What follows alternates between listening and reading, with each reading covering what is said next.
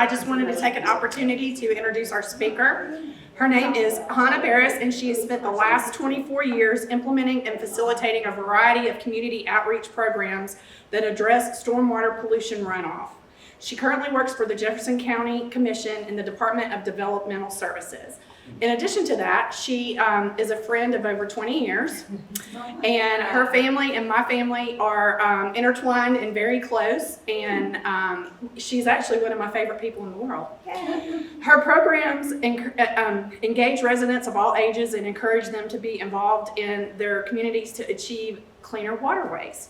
So at that, I'm going to leave it to her and tell you all these wonderful things because this is such an interesting topic.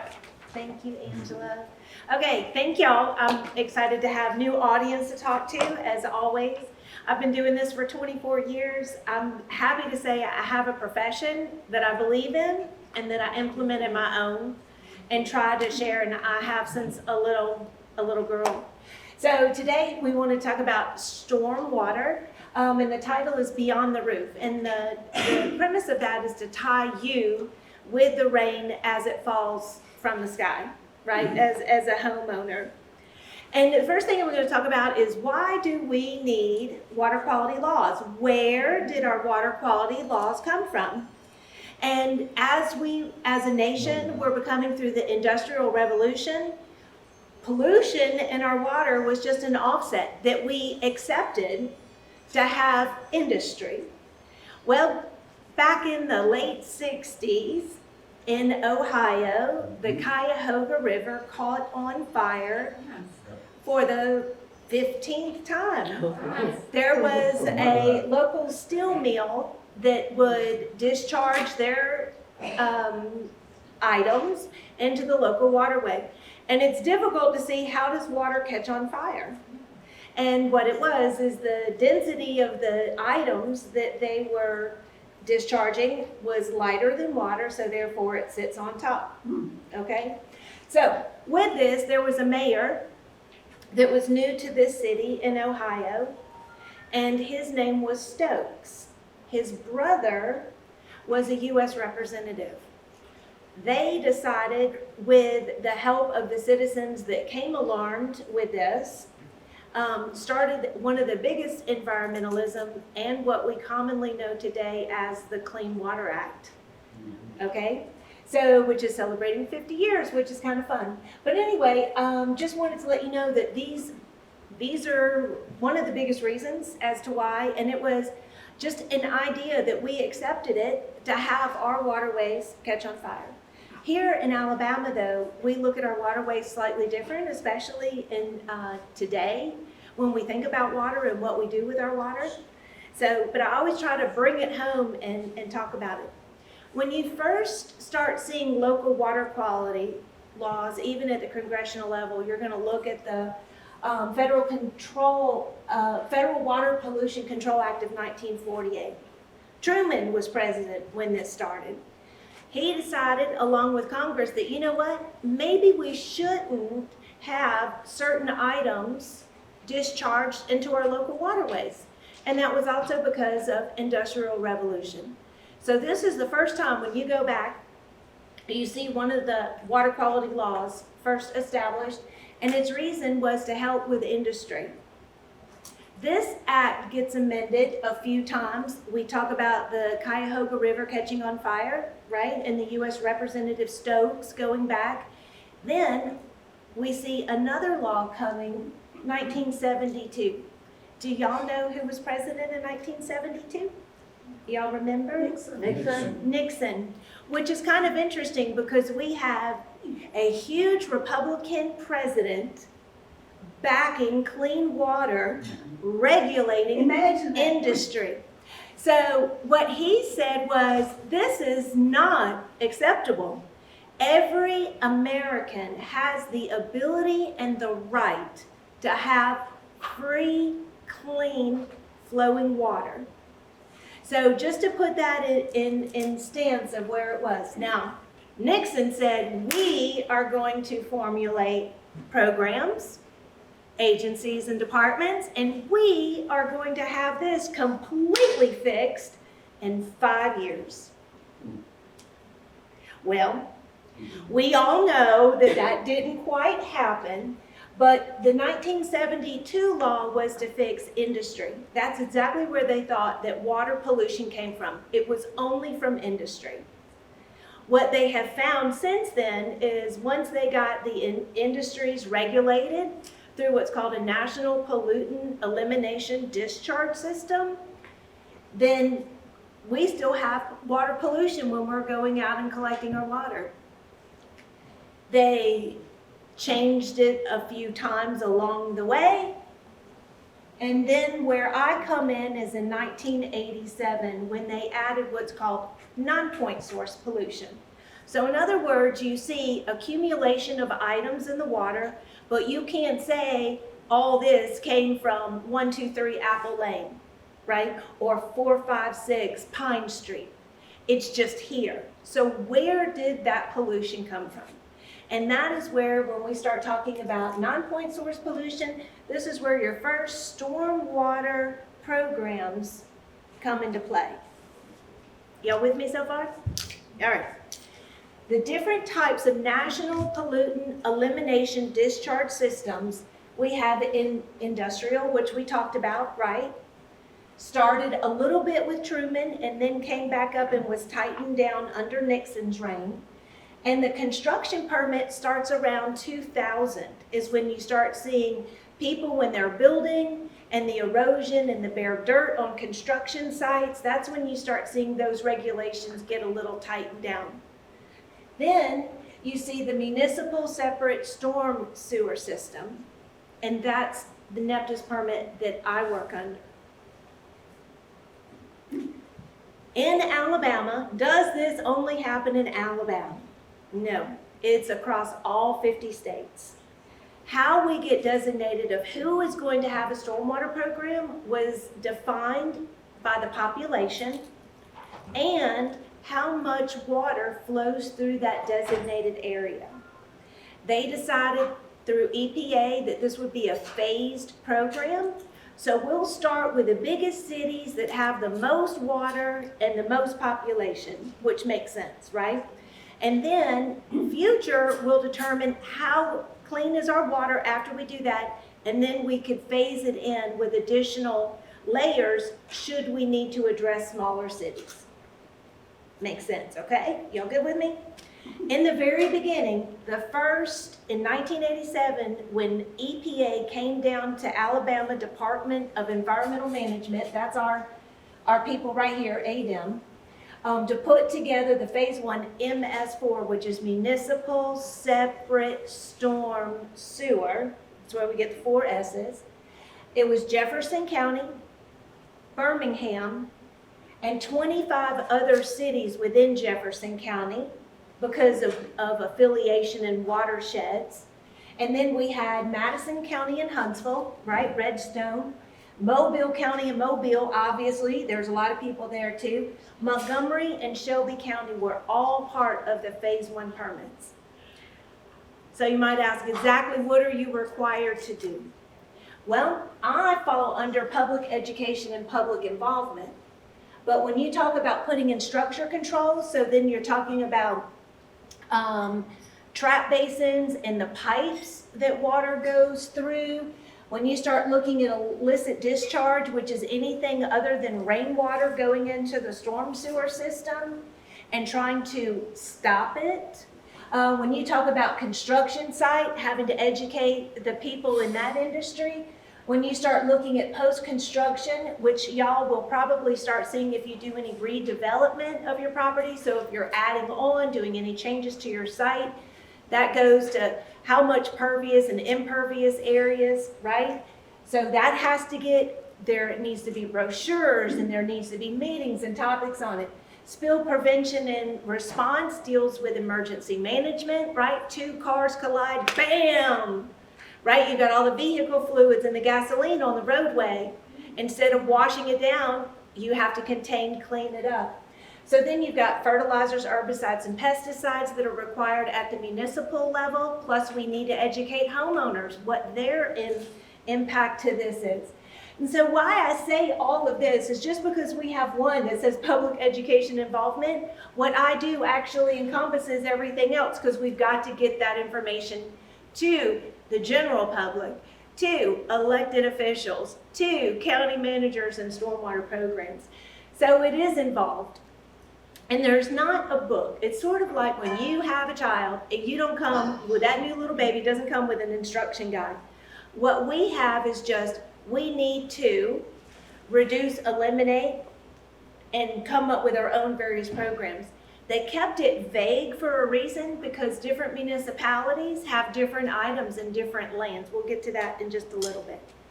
All right, how many stormwater programs do we have? A lot. However, we all work together, and this is just in Jefferson County. So we have Bessemer, Birmingham, Hoover has their own, Leeds, Jefferson County Commission for unincorporated. And then, as a conglomerate, the Jefferson County Department of Health administers on behalf of 22 different jurisdictions that are listed there. So we have a good coverage within here. Doesn't matter whose permit you're looking at, they're modified ever so slightly. However, the goal, regardless of which stormwater program you're looking at, even if you're in a different state, even if you're in Mobile, the goal is all the same, and that is to prevent pollutants from being washed into our separate storm sewer system. And you know, government, we always like an acronym, so we call it the MS4. All right, now let's talk about water. Alabama. Did y'all know that Alabama ranks #1 in something other than football? No. We do in water. When you look at our state, we have a significant amount of water in our state, and people don't know that. So, talking about water, talking about stormwater, let's go back to the basics of what water is and what are the characteristics, because this might make a little sense when I tie it in. But it's vital to everything. Our bodies are mostly made out of water. Southern ladies have supple skin, and the reason why is we have humidity. So we have bad hair days, but we have supple skin. Here lately, without rain in a month, we have dry skin. Put on that moisturizer, right? So you have to be careful, but water is very important. It's a finite resource. Means it never gets created nor destroyed. Back in 4th grade, right? Precipitation, infiltration, transpiration, evaporation, condensation, it just goes over and over and over. It's a universal solvent. It's one of the most fascinating things that we have and what makes Earth, Earth. And what do we use? And a lot of times people don't really think about all the uses that we use water for in Alabama. And a lot of people might not understand how much industry plays. You might think it was agriculture. We are the Pittsburgh of the South. We have iron, ore, slag. We have a lot of industry. As a matter of fact, of all the water that we have to use, look at 88%. Agriculture, 3%. Public supply and resident, only 9% of our state's water is used for that.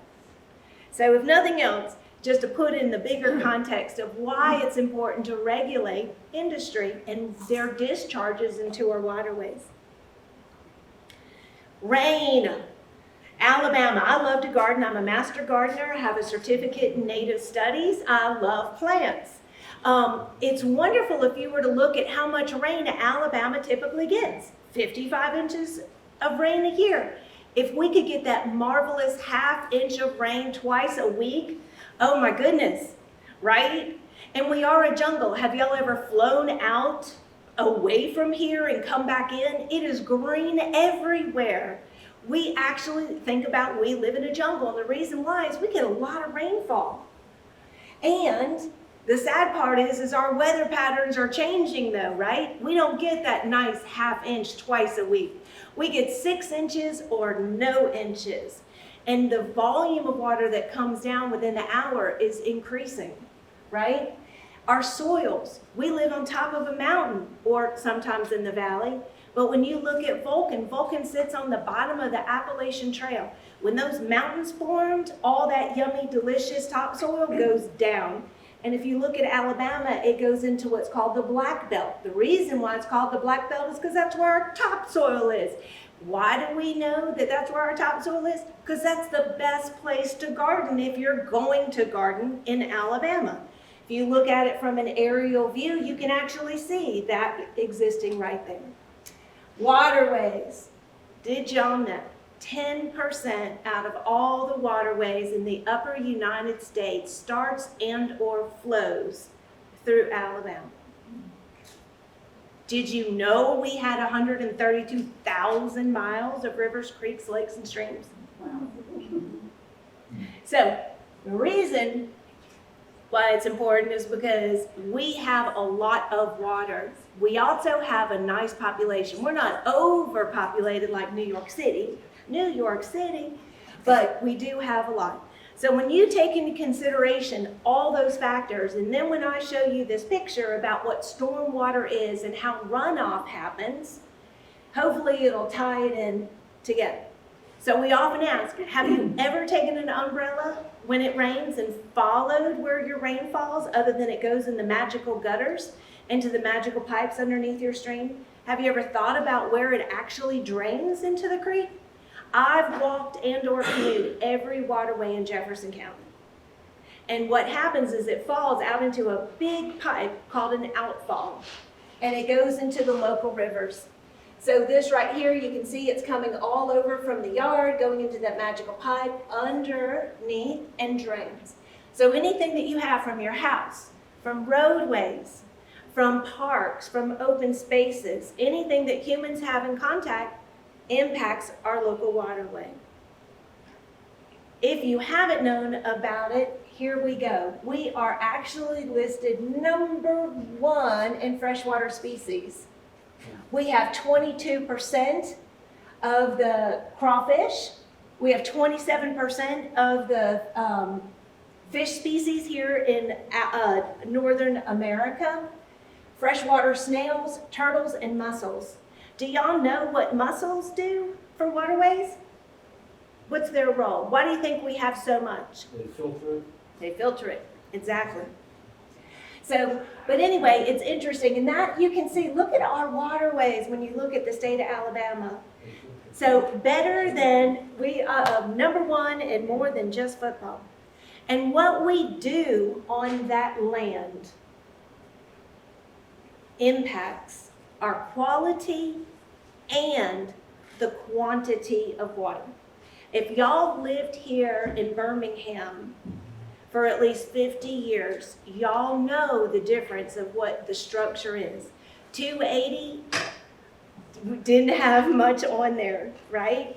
Downtown was there, but when you start looking at the sprawling areas within Jefferson County and come out of Birmingham, we've increased in population significantly. We have more roads. The Galleria wasn't even built. It was built in 86, 85 is when it opened. So here is what I want to talk about also. What is going on with development? I don't want to say that development's bad, but how we used to develop versus how we need to start thinking about development is going to differ. Before development, this is how your creek is. It's wiggly, curvy like a lady, right? When it rains, it gets a little bit big, holds up, stays there for a little while, and swells back down just like this. When we develop, this is what we do. Straight, narrow that creek. Why? Because we can get more homes along the creek. Because who doesn't want to live next to a creek? And I'm not saying that that's bad.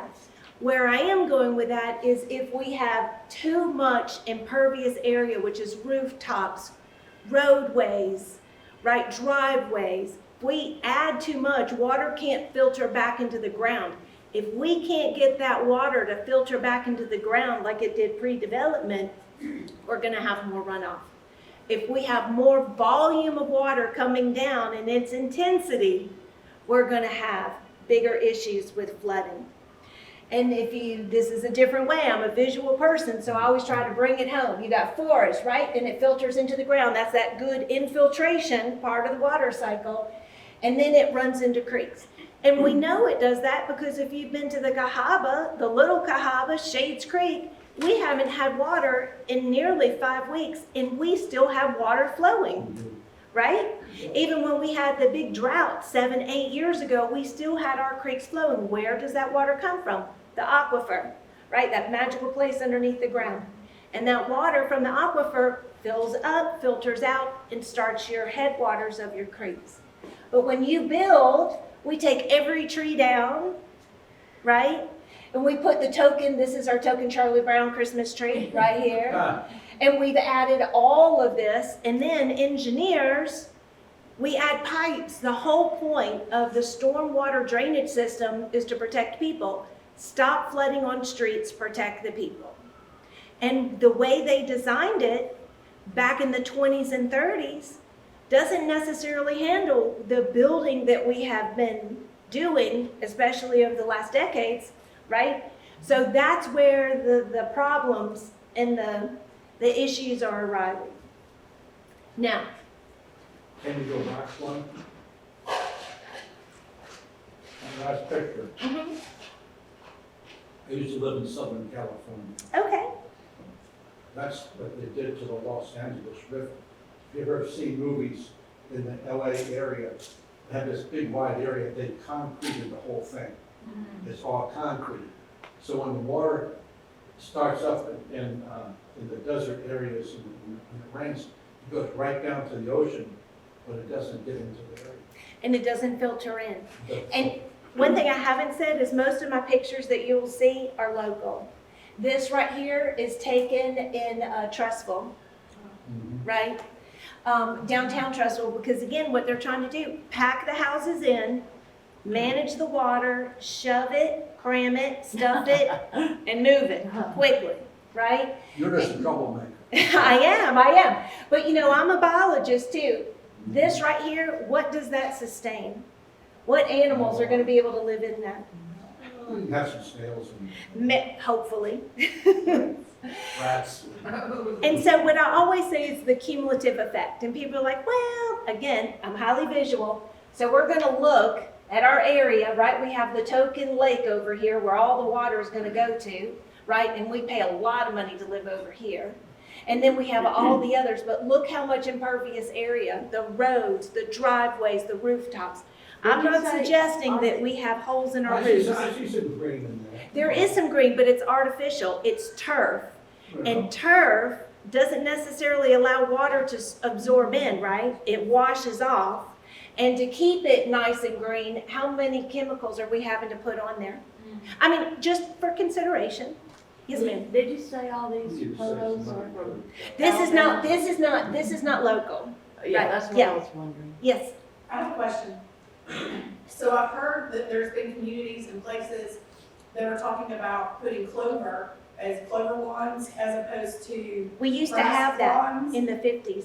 And, it stays green year round, and it attracts the bees, so there's like a lot of different ecological. What are your thoughts on that? Clover, I have zoysia in my front yard because I love a good grass to tromp and romp on. And I also have clover. And I use my clover to hold areas where in the back it's more shady and I can't get grass to grow. So I use my clover there. And I happen to love clover. I think it's beautiful, right? And most times when you get your soil, when you go and you buy turf lawn mix, especially in the 50s and the 60s and the 70s, a lot of it was clover. It wasn't until the 80s, 90s, and recent that we have to have these manicured zoysia, Bermuda lawns, right? So I happen to be a big fan of it. And mine is mostly for diversity, right, in my yard. And Angela knows, if you look at my Facebook profile, I have a 4-season garden, and I feed everything that could be there, the birds and all the other little bugs and stuff, all year round, not just my token little annual flowers on the front porch, right? So I'm all about diversity and have a lot, and that way if something dies, I still have food, quote unquote, for the animals and the pollinators. How tall do your clover grow? I mow it. Oh, you do? I actually mow it. Yeah, I mow it. Keep it clean and keep it moved out and spread out. Yeah, I mow it. And then it only gets to be yay high, right? But there's different varieties of clover. So the red clover in the spring It gets about this tall, so you can keep it as manicured as possible, and it will still bloom.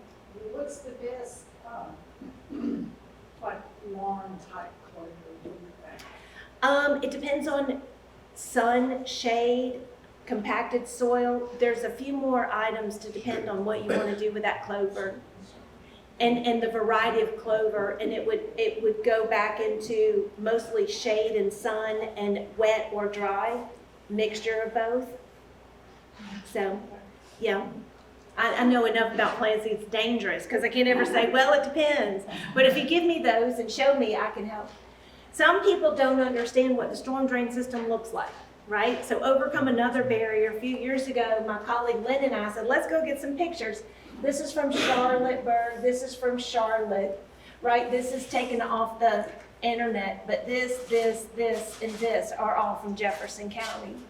But it doesn't matter what it is, it's all the system, right? And what happens is all these pipes underneath the road go here, and it's gonna fall out. But if you look at Brookwood Mall, you might even see that with the moss on the side, that's got a lot of shade. And then this is where the big culverts are, and even, we do have multiple culverts that come out like that and start the creek, but that is not a local photo. Because what happens is the cumulative effect, right? So when it hasn't rained a lot, we have all the brake dust, we have the petroleum products, we have the fertilizers and herbicides that we put out that might not have gotten used, all those things when it rains. So what happens is now we're increasing the volume and the velocity of that water, and when you increase that speed of that water, when it hits that bank fast, it's now going to undercave it and create issues within the creek itself, right? It's going to undermine those areas, especially since we've taken out the big trees, right? Because we want to be able to see our lake property and our creek property. So we denude the property of trees and other vegetation that's going to hold that, and especially now we got fast moving water. And this is Black Creek Park. This is Black Creek Park in Fultondale. I don't remember where that was taken, but all these are all local. And so what I say is what happens, what we do in our everyday lives impact. It's the cumulative effect. Because people are like, well, it's only one drop. Well, it's tiny, right? But when you start looking at a construction site, right, and it rains, or even better yet, they want to say construction site. These are well-built houses. This was a landscaping project gone bad. Right? Big pile of dirt. They got washed away. This is Shades Creek. That's my canoe. This is Shades Creek right there at Highway 150. Right? And the irony is all of the water bottles floating. And this type of pollution doesn't bother me so much because it's visible. It looks terrible. You can capture, you can grab it, right? I don't like it, don't get me wrong. But at least that's the kind you can see. The other kinds absorb with the water that you might not be able to see, right? And then we talk about this right here, the vehicle fluids. Well, one drop doesn't matter, right? It does. And instead of, even if it doesn't in your driveway, if you hose it down, you're washing it into our rivers, our creeks, our lakes, our streams, right? Because it's an open pipe system. So even washing your car, and I know people don't want to do this, put it on, and deter your wash water to a grassed area, right? Because you don't want to park your car on the lawn and wash it there. But commercial car washes, you might not know, they actually have to recycle their water. They have oil and grease separators, and the contaminants get separated before their discharge water goes. And then picking up the pet waste, we'll go over that in a minute. Ugh. And then, right, well, it's the one thing that you don't want to use as fertilizer, even the master gardeners. And we'll go, but you know what? I didn't know that because I vet people. We're going to go over why that is. And overspraying your lawn chemicals, right? Because it's got to get it fast and done. It doesn't matter. But this is what our Mobile system looks like, our watershed, the Mobile. So the interesting part is whatever you do here in Jefferson County or we do above us, it's all impacting us right here in the Gulf of Mexico. And I also say, isn't that interesting? Because this is where we spend a lot of money to go vacation every year. And we spend money to swim in all the rainwater pollution, right, that happens. When you think of it like that, you're like, oh wait, maybe what I do does matter. Here in Jefferson County, people want to know, do we have a lot of waterway? We digitalized it, right? So here is the Great Ridge Division, right? At the end of the Appalachian Trail with Vulcan right there. And over here, we've got the Black Warrior River, right? And it's all broken down by watershed. So it doesn't matter where you go, you're in a watershed. We talk to high school students about that. And then what you do matters. So if you've got extra, well, it's a magic hole in the ground. It's got to be cleaned up. Why wouldn't it get cleaned up, right? And this is my buddy Wayne trying to get a good picture over here with litter. My friend Taylor Steele with his little dog Lily. And this is my car and my driveway, which actually drains into a rain garden. Right? And this is, we were out somewhere, I saw that picture, I was like, aha, that's a good one. And then reading the label. The label is the law. A little is like, oh, will it work? Let's throw in more. It's not going to work when it comes to planes. This is my yard, right? And so I've got issues right here. So what I did is I planted water-loving plants here. It turns into this, right? And then this is my little downspout over here. And it goes, this is my rainwater where my car was being washed. I made that so that the car would wash, right? The rainwater would get trapped into my property. And this right here, I actually have a rain barrel here now to stop, but this is where the water went. And I have another garden area here. My husband's like, Hana, what are you doing? Just trying to create more areas for plants? And I was like, absolutely, absolutely. And this is my friend Patricia Nash's yard. She installed a rain barrel. So one of the things that we're trying to do is stop that rain in its place. Get it to absorb back into the ground. If we could deter some of the water, right, that comes off our roof, we can hold it back long enough to let all the other water from the impervious, like the roadways and all the other items, then perhaps not only can we reuse this water for our landscape, but we're preventing extra water in the system. And it's important if everybody can prevent a little water in the system, that's going to make a huge difference. So when you go back and when we're talking about reconstruction or constructing and redeveloping or adding on or changing your landscape patterns, chances are you're going to run into some items called low impact development.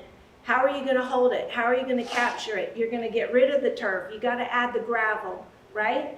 And that whole point goes back to what we try to do, bigger scale, but same concept. We do have annual rain barrel workshops. The other thing is testing your soil before you buy any chemicals, because we are so used to go out, triple 13, you can't buy that much anymore. You know, after COVID, it was hard to come by. But everybody's like, I don't know, I don't care what it needs, I'm just gonna throw out triple 13. Well, plants need 3 things, right? NPK, nitrogen, phosphorus, and potassium. And if you buy triple 13, that means you've got the equal amounts of nitrogen, potassium, and phosphorus. And most of our soils here in Jefferson County, those old weather dry soils, we don't need the middle number. We have enough of it already existing in our soils. So what are we doing? Throwing more phosphorus. What does phosphorus do? Create things to grow, right? So that's when we end up with algae blooms, right? So when you pay attention and do a soil test, which you can get $7 from the Birmingham Botanical Gardens, it goes to Auburn University, Roll Tide, UAD. But for $7, they'll tell you, these geeks, they love it, the science geeks, the science soil geeks, they'd love to tell you exactly what you need to put on your yard to make it as green and pretty as you want, right? So just things to consider. Other things, what about alternate? What are you going to do instead of paving your driveway? What are you going to do instead of putting in a paved walkway?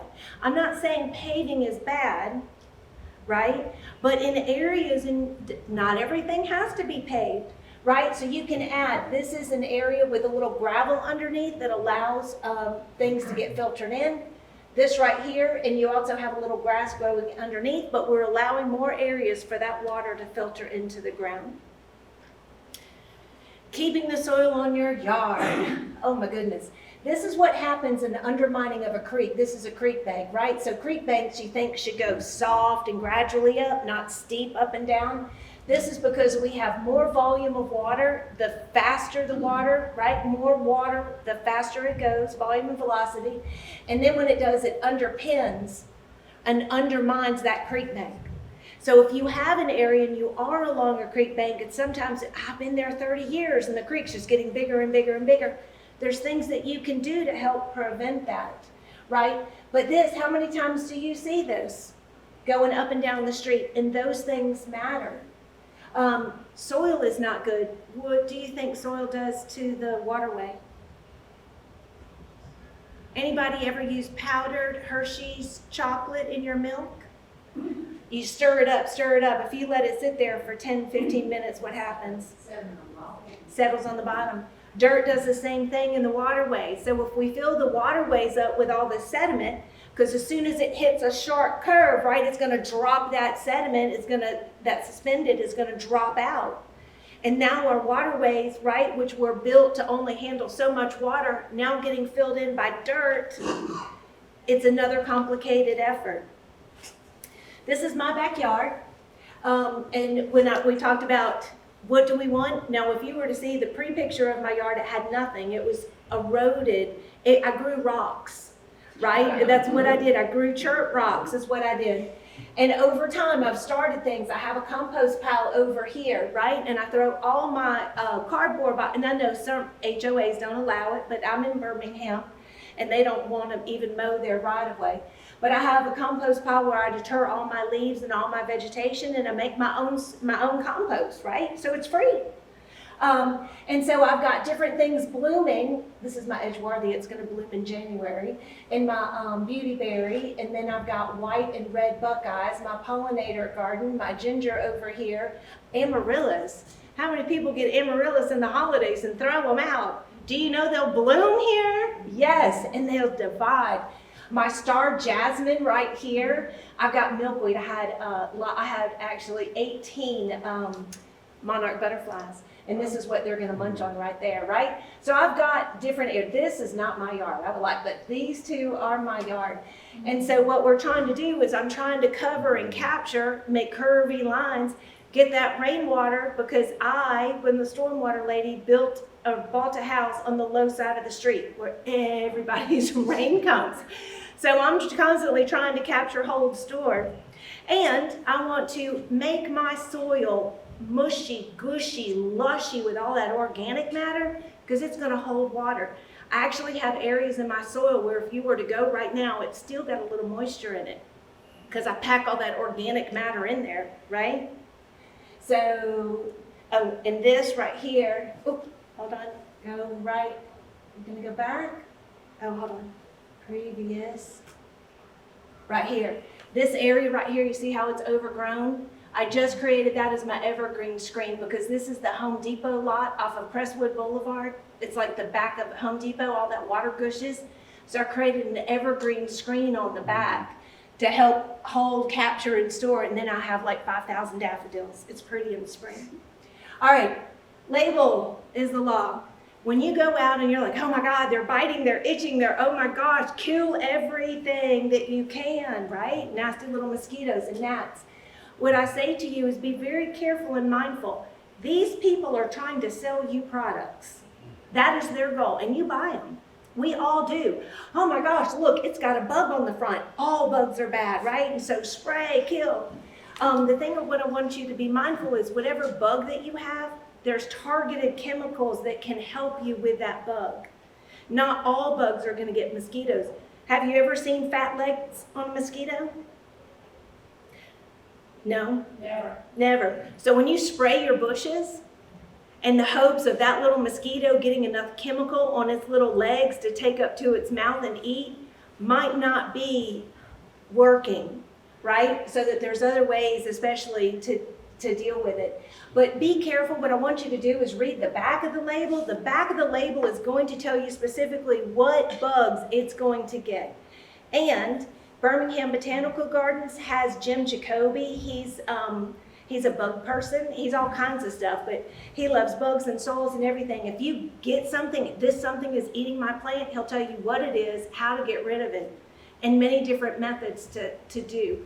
So I just be mindful. right? So bugs, they're not picky. They kill lots of things. Just read that label and target what you're trying to kill. A rain garden. This is University. It's a bioretention cell. Underneath here is a big capture cell, right? And it's got different medium of gravel and soil. And it's coming off of a parking lot. So all the drips and, everything coming off of college students' cars, I know I had one, it's all caught up in here and it's taken care of. All those petroleum products, the brake dust, all that is getting captured before it goes. This right here is a study that they did on a lake. They were having problems with water on their lake. So what they did is they took 2 streets that had the same amount of roadway, right, and water. It was, what I call a cookie cutter home. What they did is they selected certain areas. See, the water's coming here, so perfect area for a rain garden.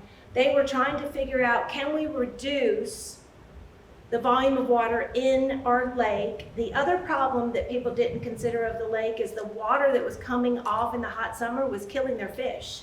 So the guys were upset, right, that fished in the lake. They're like, our fish are dying because the water's getting too hot. The water's getting too hot because it's running over hot area in the summer and going to the creek and the river and the lake, right?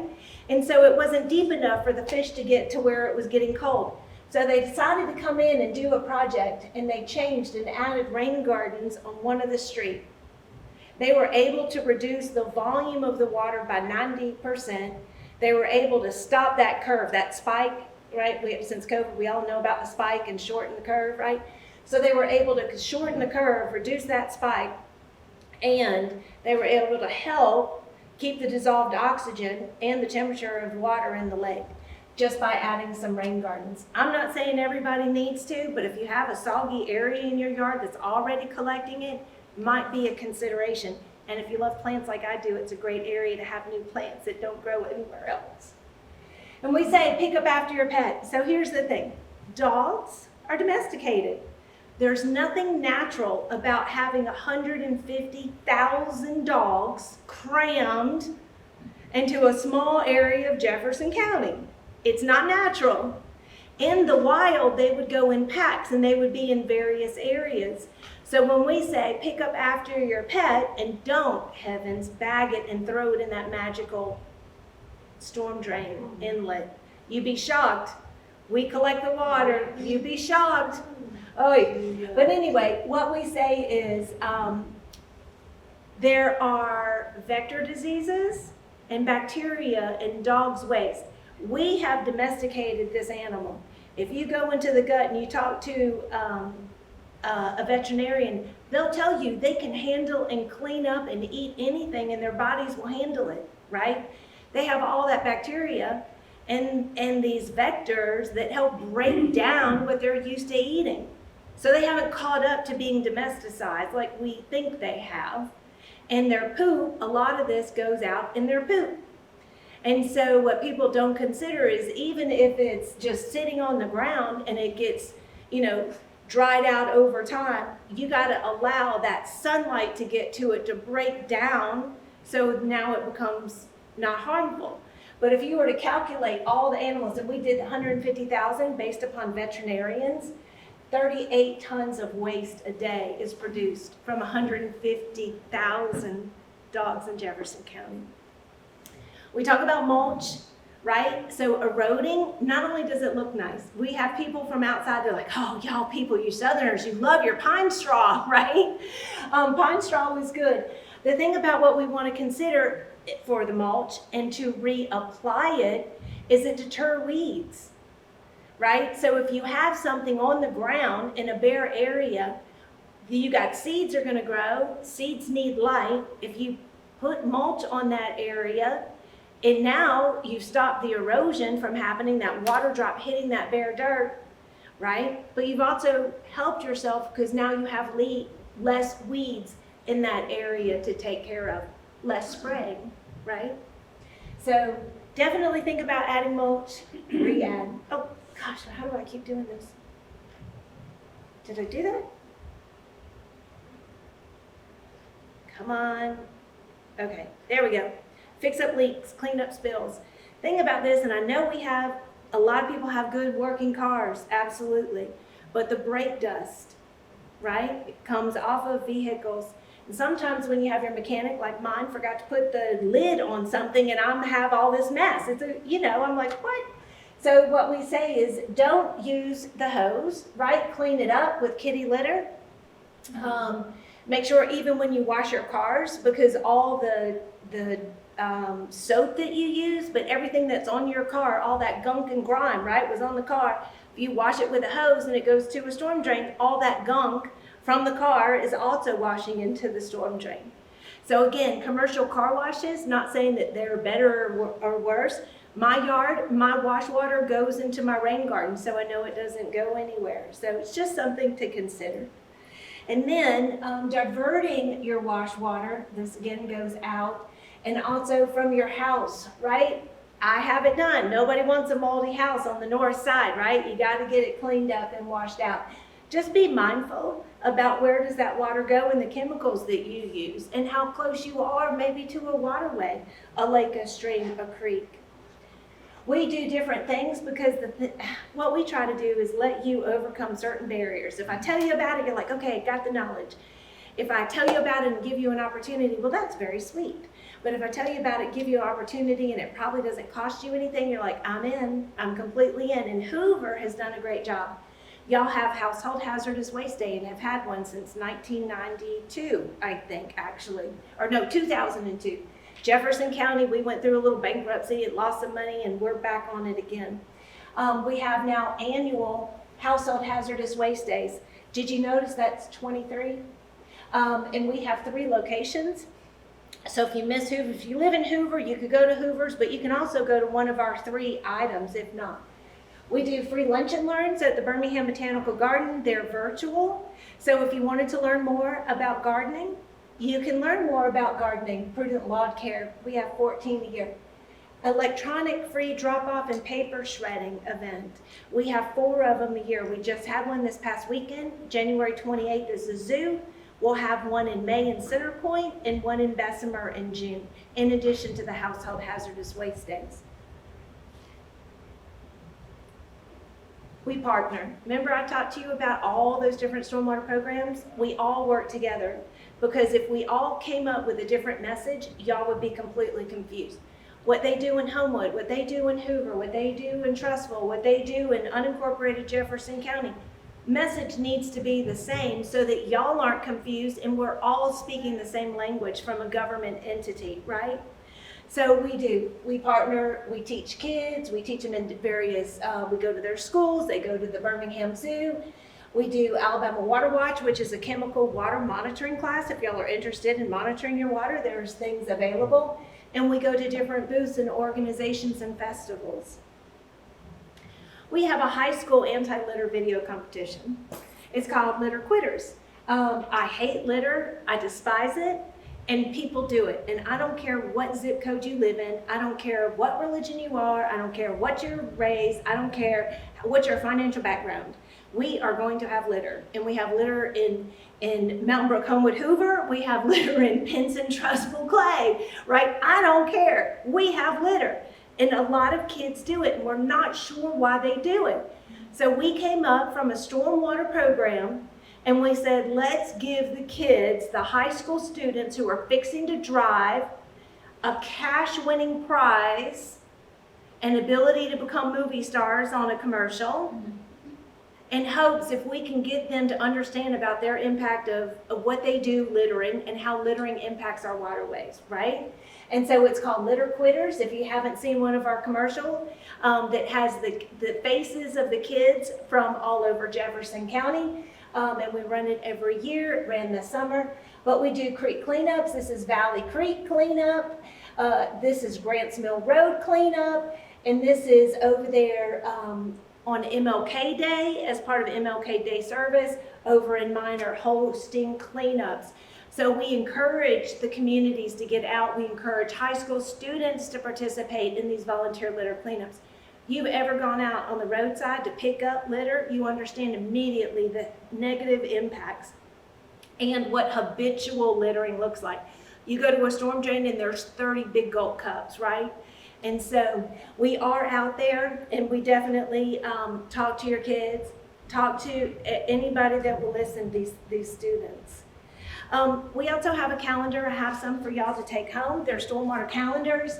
I always do. I'm the creator of them. We featured the World Games in 2022. 2023 is my pollinator garden. I worked with my master gardener. We did an intern project along one of the freshwater land trust trails. It connects Red Mountain over to Midfield. It's a phenomenal trail. And in here, if you work with teachers, it turns out to be a poster after the calendar's over, and it's another poster, right? And it talks about the watersheds, that big map that you saw, and there's always a centerfold talking about something. Each month, though, highlights different actions. Waterways, if you've ever noticed the big signs along the interstate with ALDOT, they're doing it. We're informing which watershed you live in. There's always a number of how you can call to report illegal dumping, a sanitary sewer overflow. It's at the top of each month, right? And we also have electronic events, hazardous waste day events already in the calendar. So definitely take one if you're interested. And then this is Reducing Runoff Matters. This is coming off of over there. If you turn right, it's called Old Diaper Road to get you back into Crestline Village, right? And this was just driving down in Tarrant one day, coming through, because that's the velocity of the water, right? And it shows how much water do we get. So I always try to remember and thank everybody. I'm one of these that plagiarism is the best form of flattery. But if I quote them, then maybe they won't mind. So I just want you to know that some of the information, we share information with many different organizations. Different organizations use our information. Because at the end of the day, it matters, right? It matters to our property values, it matters to our health, and it matters to economic development. So I appreciate you listening to me going on and on and on. Yes, sir. A couple of years ago, maybe five or 10, there was a big wastewater cleanup project. I remember it went through the country. It used to be Green Valley Country Club, the Hoover Country Club, and it wasn't completed. Either they ran out of money or something. Can you talk about that? I don't know about that. You know, it was a cleanup. It was a wastewater cleanup because the wastewater was being dumped into the sewers. The sewers were being dumped into wastewater. Okay, now that I can talk about. That's the one. All right, well, and I'm just going to talk about it in general. Might not Okay. know that specific. Okay. All right, around 2000, okay, let me backtrack. Wastewater treatment plants, anything that you flush down a drain or, flush in the toilet or goes down a drain, doesn't matter where it goes in your house, it's going to go into a sanitary sewer system, right? Yeah. And we have these big package plants that take all that water, process it, and then put it back into the creek. When we have our pipes here, a lot of them were brick and mortar, and over years the mortar broke down, right? But that was what they had when they first established these wastewater treatment plant protocols. When the rain came, the treatment plants would be overrun with flushable water and all the water that got infiltrated through the system.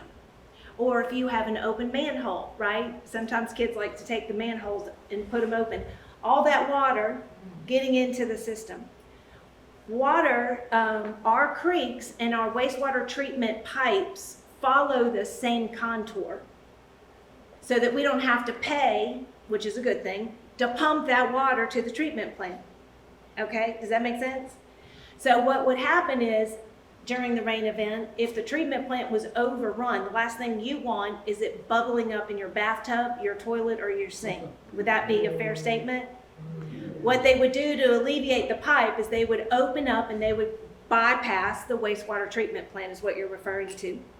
In 1980, it was around 1987, 1988, that's when I first started Jefferson County.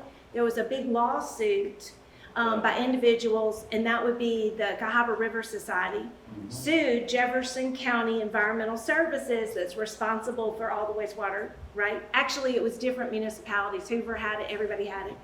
At that time, what they decided to do is now you have to increase the wastewater treatment plants so that you can deter all that water if you have too much, holding ponds, and then once the rain stops, you can return all that wastewater and get it all treated so that you have no bypasses.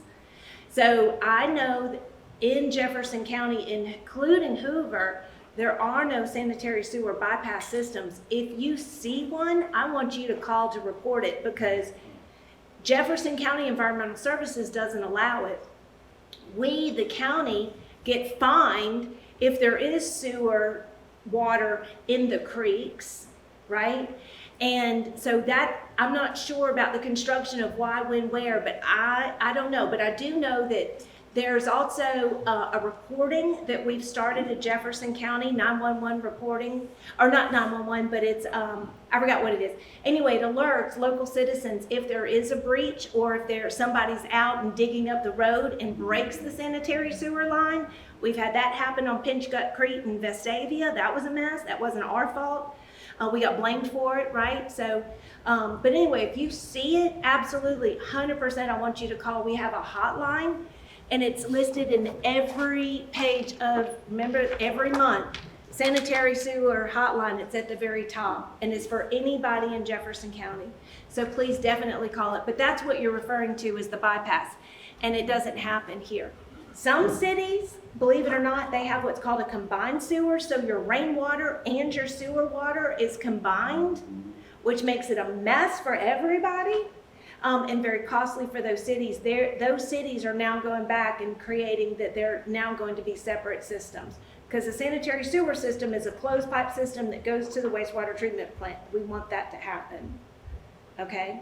So, and then what happened sadly is the Jefferson County Commissioners, those that were in charge at the time,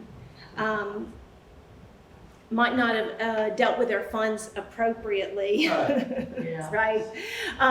And so, but anyway, the wastewater treatment plants currently are now fully able to bypass the discharge. And again, the ultimate thing is for humans, right? We don't want it bubbling up in our shower.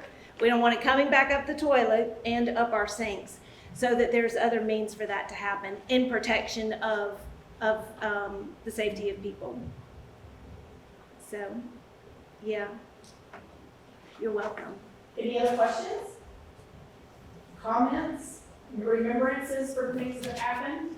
I have a list, Household Hazardous Waste Day. On one side, it's a save the date so that you know the locations. And on the back side is our next upcoming electronic event coming up in January 28th at the zoo. Interesting about this, and I don't think Hoover does it, is televisions. We accept televisions at no cost. So, and all hard drives are shredded. So anyway, and we have, like I said, 2 more coming up. If y'all need to get a hold of me, in the calendar, Jefferson County Stormwater, there's a resource page right here. All the local water, even the state waterways, all these. And if you look under Jefferson County Stormwater, there's a phone number, 325-8741. Any question, answer any emails. You have gardening questions. I'm a master gardener. I'd be happy to share my information. And if I don't know it, share Dr. Jacoby's or the local extension agent's information. I thought that was so interesting what you said about clover. Because, people just get nuts about clover. There's clover, Yeah. And, but I'm happy to hear that it grows well in the shade. It does. Because half of my backyard is glorious, expensive grass. But then the back half, I have these huge trees, which I would kill if anybody said, you have to cut those trees down. Right. I love my trees. They're wonderful, and, but so far, I can't get anything to grow under there. So knowing that clover, this is gonna be a whole new world. Moss. You also maybe think and consider moss. Moss is evergreen. And it also does really well under trees. And some of your trees, I want you to pay attention and look at the type of tree. Sometimes trees have the little roots that come up. They need air. So if you cover that and it doesn't get the air, it might harm your tree. So talk to, go to a reputable nursery and talk to them. This is the kind of tree I have. What can I put down underneath? Would be helpful. Like Collier's, Andy's, Leaf and Petal, and Petals from the Past. Jason down in. Jason. Oh, love me some Jason. Go talk to Jason and but tell him what type of trees you have. Tell him how big your area is, and he'll tell you. You might have to put a little bit of soil, topsoil down there to help get the clover established. But yeah, clover's wonderful. That'd be great. Yeah. If you don't have a way to make your own compost, what's the best thing to use that you can just go out and buy? So at the big box stores, my favorite is Evergreen. It comes in a white bag and it'll say Evergreen on the side. They have a compost. Black Cow manure is phenomenal. It's composted What cow about manure. the mushroom? I love, and that was going to be my next one, is mushroom compost. I love all those things. And really what you're looking for is a good organic, right? So we have high humidity, things rot, right? So the whole thing about the compost is when you put it together, it's going to rot in place. If you don't have that ability, people have already done it for you, and use that, amend it to your soil. Does anybody here have heavy clay compacted soil? Don't add- I've been adding stuff to it. Don't add sand. Sand and clay makes concrete. Oh. Don't add sand. I want you to add organic matter. So go in and work in that compost. And I'm a lazy gardener. If you put the compost on top and kind of walk away for a little bit, like a year or two, and plant later, the compost will actually come in and start Sand and working. what makes concrete? Clay. Sand and clay. It'll turn into concrete. It will not drain like you think it will. It'll make a big old soup bowl. Yeah. Can you track the source of the pollution? It depends. Like if Gilda's over here changing the oil in her car, decides to Yeah, put right. the oil down. We can track it. Can you track And that's what that? I started out. So I started out as a water pollution control Yeah. technician. And what we do is we walk the creeks, and you can walk little creeks and bigger creeks. And you Yeah. might not have thought that it happens, but they all are on a map. We can figure out and go back and retrace where that pollutant's coming from and go back to What a pipe neighborhood. came out, but if it came out a certain pipe, that the source could have been miles and miles and miles. And we did that on, You do that? well, we had off of Rocky Ridge Road, Yeah. there was a fish kill, dead fish everywhere. So Uh-huh. we got out, started walking the creek, and come to find out, this lady was mortified. She had a bag of over and out ant killer or something like that right near the downspout. And the downspout, like that she had, was not fixed appropriately. It was a little off, and all that water came off and filled up the bag tipped over, all the stuff went into the storm drain. And when she got there, there was, oh my gosh, the fire department, we had EMA there, because you don't know what it is, but we were able to backtrack and figure out which house it was. She was mortified. Now again, she did not intend that to happen. Was she fine? I don't really know what the outcome of that was, because we deal with the water quality, we don't deal with the mitigation and litigation of it. Yeah, but she was mortified. Simple act. So, your yard chemicals, another good thing in practice, put it under a covered area where you know that it won't get rain. And if you have people that do this for you, that apply it, right? Sometimes you've got neighborhood kids. Be mindful of them and tell them, don't go all the way to the street, right? Back in your buffer when you put out the fertilizer so it doesn't spray into the street and stuff like Do you that. work with the professionals who, like we have a professional fertilizer company that, They're regulated. There is through Department of Ag and Industries, that is a trade that is heavily regulated. So if you put out, if you put out, or if you transport chemicals, you have to go through certifications. And it's fair to ask them for their certification card, right? And our local Alabama Cooperative Extension through Auburn University holds those trainings, along with the Green Industry Training Center, John Neighbors, who's over there in Shelby County, the Shelby County Library. so if they're in the business, they know where to go for the training. They have to, for them to get their certification, they have to have training. And there's multiple ways for them to obtain that training. Yeah. But even nowadays, those laws got a little more strict, right? So if you talk about it, if you identify a pest, talk about it, if you apply it and or carry it, they carry different certification levels, annual certifications. So for a homeowner, what would you say your top 3 things are that you should be mindful of? I'm gonna just say the ones that I picked up, that if these aren't correct, I'd like for you to say. So like wash your car on the grass if you can. Or take it to a commercial Or car take it to a wash. commercial, make sure that all of your chemicals, your pesticides, any things like that are contained in a secure location where they can't be absorbed, dissolved, things like that to get into the yard and then into the waterway system. And then 3, try to be mindful about where you plant and understand what the terrain and everything is so that you can kind of help the natural precipitation and where it goes to be your friend as opposed to your enemy. Mhm.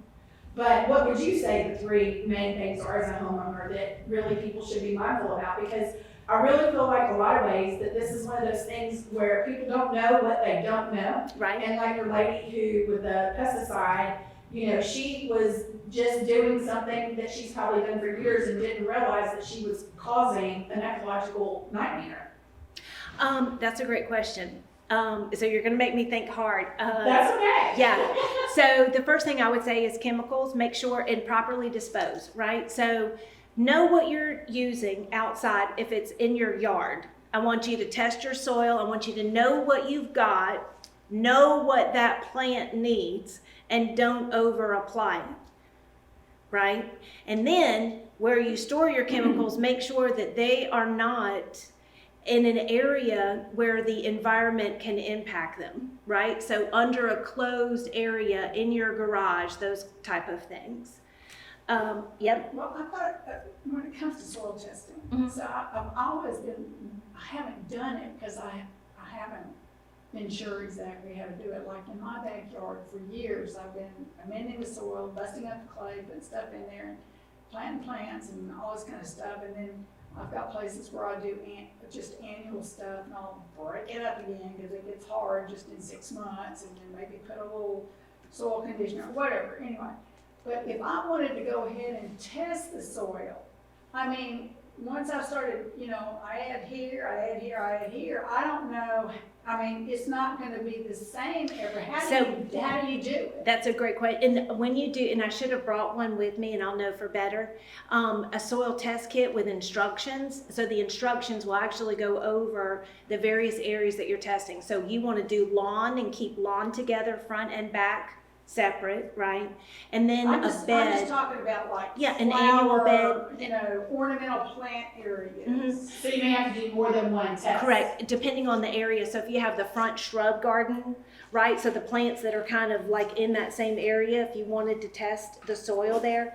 Most times though, what I would say is for testing your soil, it's prior to putting out chemicals. And most of the times prior to putting out fertilizer, Well, especially. in my backyard where I've got flowers and green things and bushes, I don't put chemicals out. Well, I mean, look, every plant needs something to What I eat. put out are like mushroom Compost. or something like that, you know, but you still need to test the soil.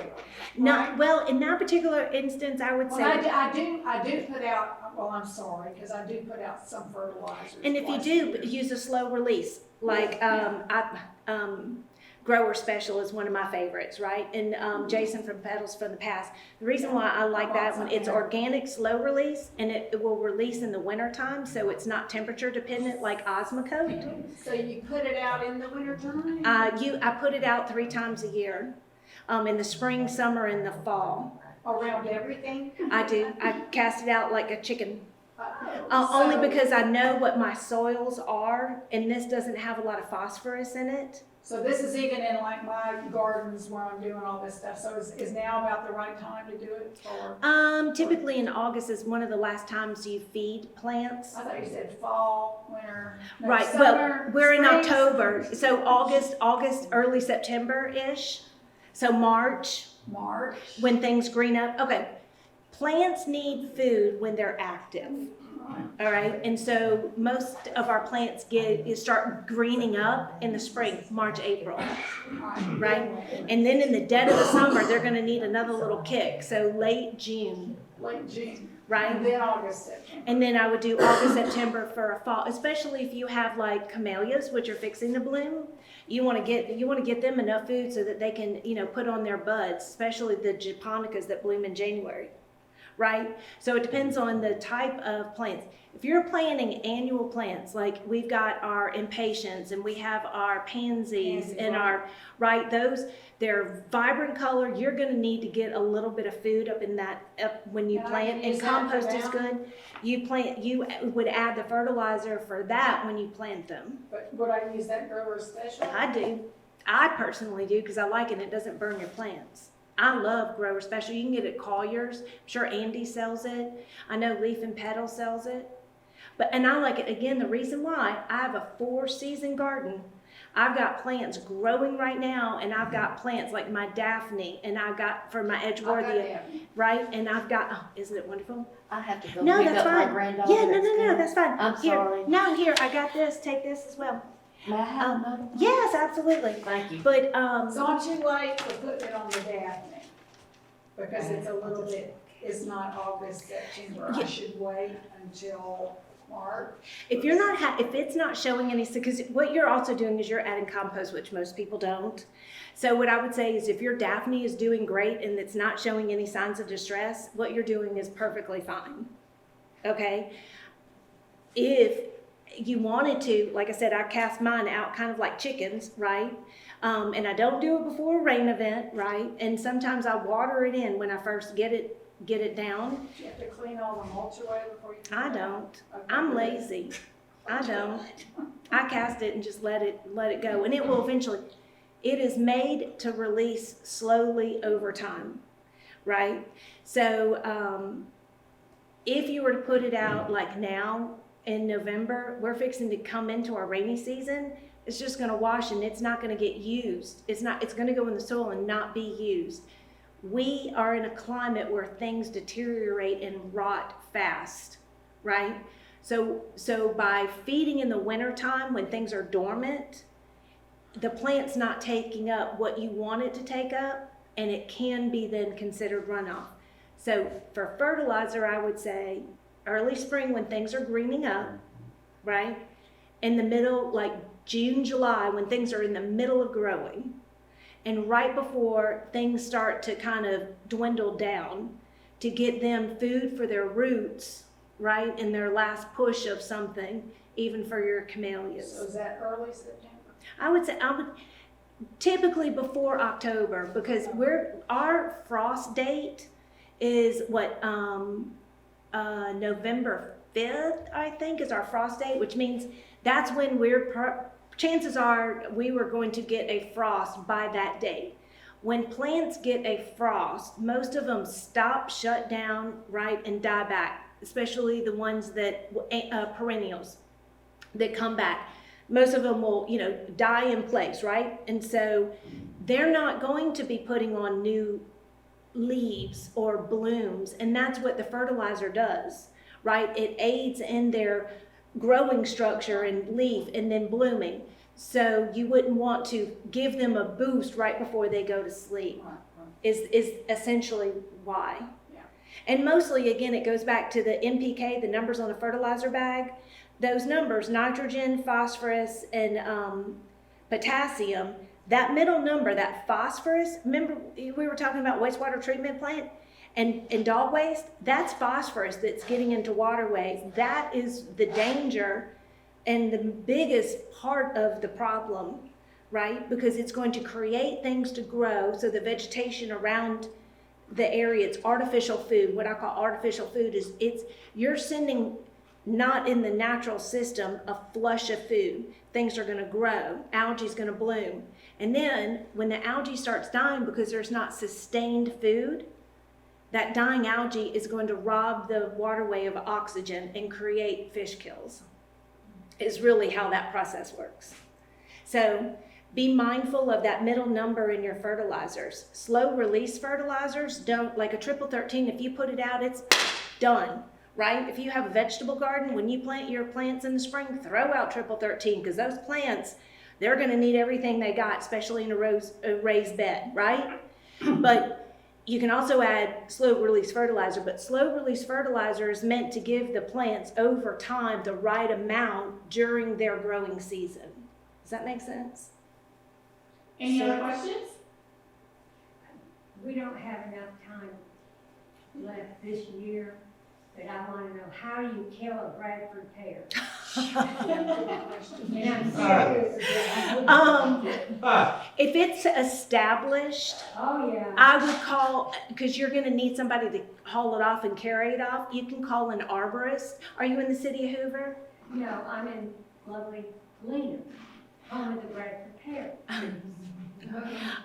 There is stuff, and you can use chemical application. So what I would do is hire a professional, right? Hire somebody that's an arborist that knows how to do it. And two things, they could cut it down and grind the root, right? Because you want to get rid of that root base. And that probably would be the best way, because the last thing you want to do is kill the tree and let it die in place and then fall. And then you got free mulch. Yeah.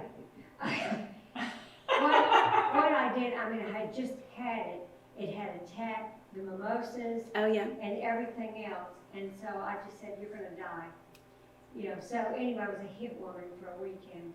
And so I just hired somebody to cut it off. I said, cut it off at the bottom.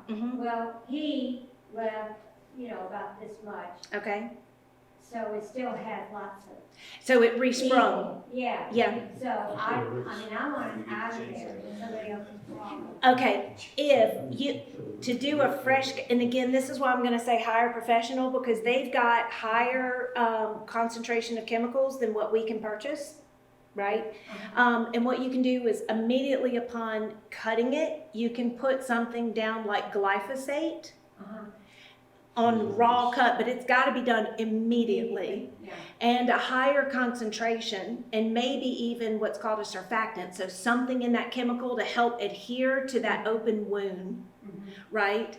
And that could be, but the best way for it not to come back is to get those roots ground up. Do the grinder. Could you kill the roots? Could you burn the roots?